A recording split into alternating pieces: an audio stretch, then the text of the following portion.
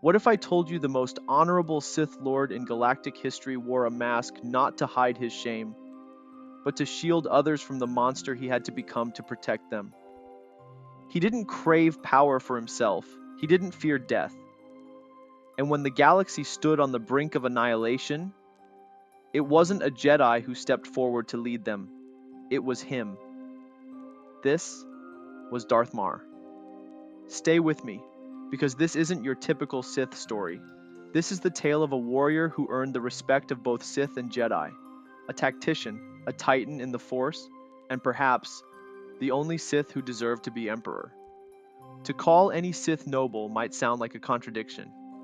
After all, the dark side has always drawn those seeking power, glory, or revenge. But every rule has its exception, and Darth Marr wasn't just an exception. He was a revelation. A Sith Lord who didn't crave chaos, who didn't manipulate from behind the shadows, but stood in them as a guardian of an empire always on the brink of collapse. So where did he come from, and what made him different? Let's go back to the beginning. This is the story of Darth Marr, the silent protector, the unshakable warrior, the Sith who might have made peace, if given the throne. Born in the fires of conflict and raised in the crucible of the Old Republic's most brutal wars, Darth Marr didn't follow the traditional Sith path of selfish ambition. He wasn't obsessed with personal dominance. Instead, he cared about one thing: the survival and strength of the Sith Empire. While most Sith schemed their way onto the Dark Council, assassinating rivals and playing political chess, Marr forged his path in blood and loyalty. He didn't just fight for power, he fought for purpose. He rose not as a shadow, but as a sword. And it wasn't long before the galaxy took notice. At the height of the Great Galactic War, it was Marr who pushed back the Republic's strongest offensives. When the Republic tried to retake Korriban, it was Marr who crushed their fleets. When they came for the world of Ziost, it was Marr who stood like an unbreakable wall. He didn't just lead from command ships, he fought on the front lines. Clad in black spiked armor and always masked, his presence was mythic. Soldiers followed him not just out of fear, but out of admiration. To his troops, he wasn't a Sith Lord, he was a living weapon of the Empire. But even with victories across the stars, Marr knew the real war wasn't just against the Republic, it was within. He openly challenged other council members, condemned internal sabotage, and warned of the Empire's eventual collapse if unity wasn't restored. Unlike others, Marr knew the greatest enemy of the Sith wasn't the Jedi, it was themselves. Darth Marr wasn't just a political anomaly, he was a Force powerhouse. While he rarely boasted of his abilities, those who faced him knew they were standing before one of the most powerful Sith Lords to have ever lived. He could tear apart entire battlefields with his Force strikes. He could sense and counter betrayals before they happened.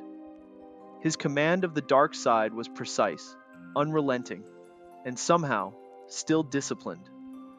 And in a galaxy full of monsters, tyrants, and Force-wielding gods, Marr stood tall. But not because of domination, because of discipline. Unlike Darth Nihilus, who consumed, or Sidious, who manipulated, Marr embodied balance within darkness. His power was not born of hate, it was born of duty. Some even say Marr was only second in strength to the Emperor himself.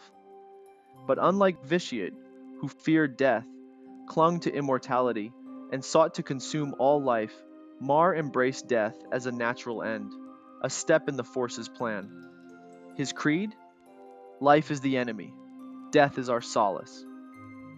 But one of Marr's most defining moments didn't happen on a battlefield. It happened when he chose unity over tradition. When Revan returned, threatening to revive the Emperor and destroy all life in the galaxy, Marr did the unthinkable. He allied with the Jedi. He met with Grandmaster Sutil Shan, not to threaten, not to deceive, but to unify. Marr believed that the Sith had no place under the shadow of a mad god. He wasn't fighting for dark side dominance anymore. He was fighting for survival, for life. Together, Sith and Jedi formed an alliance under Marr's leadership, and on the ancient world of Yavin 4, they struck against Revan. Marr didn't just fight with Jedi, he bled beside them. When Emperor Valkorion, formerly Vitiate, struck with his eternal fleet, Marr once again stood at the forefront. He refused to kneel, refused to betray his principles, and for that, he was struck down. But death was not the end. Unlike other Sith, who clawed their way back from death out of selfishness, Marr returned out of love. Unlike cursed spirits trapped by greed or hate, Marr returned as something else, a Force ghost, guided by purpose, by love for his people, by hope for a better future. He became a mentor to the Outlander, the last hope against the Eternal Empire. He advised, he protected, and when the final moment came, he joined a chorus of souls wronged by Vitiate, and helped end the ancient darkness for good. If we're talking raw power, Darth Marr stands shoulder to shoulder with the greatest names in the galaxy. He had the tactical mind of Thrawn, able to outmaneuver fleets and enemies before they even knew he was coming. He was battle-hardened like Malgus, never afraid to wade into the heart of conflict and lead from the front lines. In the Force, he wielded strength and clarity like Darth Bane, commanding darkness without being consumed by it. And somehow, he earned the respect of his enemies, even the Jedi, much like Revan before him. But here's what sets him apart. Marr was perhaps the only Sith who ever climbed to such heights without surrendering his soul to the dark side. He didn't lust for immortality. He didn't betray his allies. And when death came for him, he met it, not with fear, but with purpose. That doesn't make him weak. That makes him something more. Not a Jedi, not your average Sith Lord, but something far rarer, a guardian of balance, forging light through shadow. So imagine, if Darth Marr had been Emperor, could peace have endured? Would the galaxy still be at war? Or was he destined to be the one Sith the galaxy didn't deserve, only needed? Let me know what you think. Was Marr the greatest Sith Lord of them all? Or was he simply the last good one? Drop your thoughts in the comments. Let's debate in the archives.